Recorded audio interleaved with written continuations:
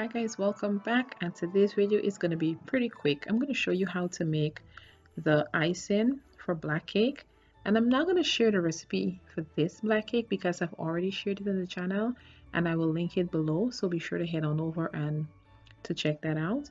But today I'm going to focus more on the almond paste topping and the royal icing for the black cake because I've gotten a lot of requests for this.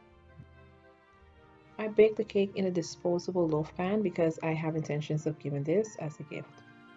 Now, the first thing to do for the royal icing is to start with confectioner sugar and meringue powder. I'm using the meringue powder in place of egg whites. Now, this is pretty easy to find. You can find it at your local grocery store or cake store. Add the meringue powder to the confectioner sugar along with water, a drop of almond essence, and vanilla extract.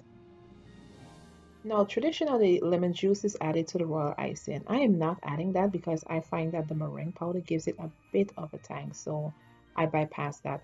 Anyway, so I am going to beat it with my mixer, and I am adding additional water to get the consistency that I'm looking for. I am trying to make it more spreadable because I am not piping it. I'm just going to spread it on top of the cake.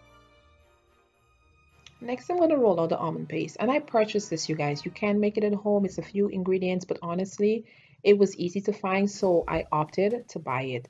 Now, I'm going to roll this out onto a surface that's covered with powdered sugar. This helps to prevent it from sticking as you're rolling it out. If you've never had almond paste before, it's so good, and it adds such a nice nutty flavor to the cake. Now, don't forget to head down into the description box for the full recipe. I will link the video as well as the recipe, which is on my blog, guyanese.com, so be sure to check it out. And I'm putting the box on top to measure it out before I cut. Now, as you can see, I didn't roll this super thin because you want to be able to taste the almond paste when you bite into the cake.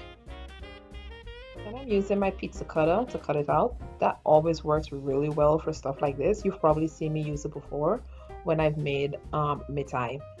Now I'm gonna brush a little bit of cherry brandy onto the top of the cake, and I did that just to make it moist so that the almond paste can stick to the top of the cake. I've also seen recipes use apricot jam in place of the cherry brandy, but this works just as well. Next, we're gonna add the icing that we made earlier. We're gonna spread it on top of the cake. And you want a nice even spread, and I made it a little thick because I personally like a lot of the royal icing. If you don't, you can do a thinner layer.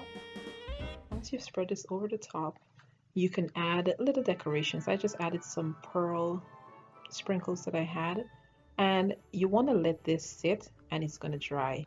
Now, in the essence of time, I wanted to make this video, I wanted to get it done, so mine didn't set all the way, and you're going to see that. But either way, it's just as good. Thank you guys for joining me again. I hope you've enjoyed this video. I really wanted to share this recipe with you because I've received so many questions, and it's fairly simple. Something you can definitely do at home.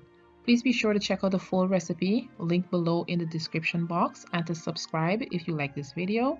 Head on over to my blog, guyanese.com, and also follow me on Instagram at guyanese. Have a happy holidays, and I'll see you guys until next time.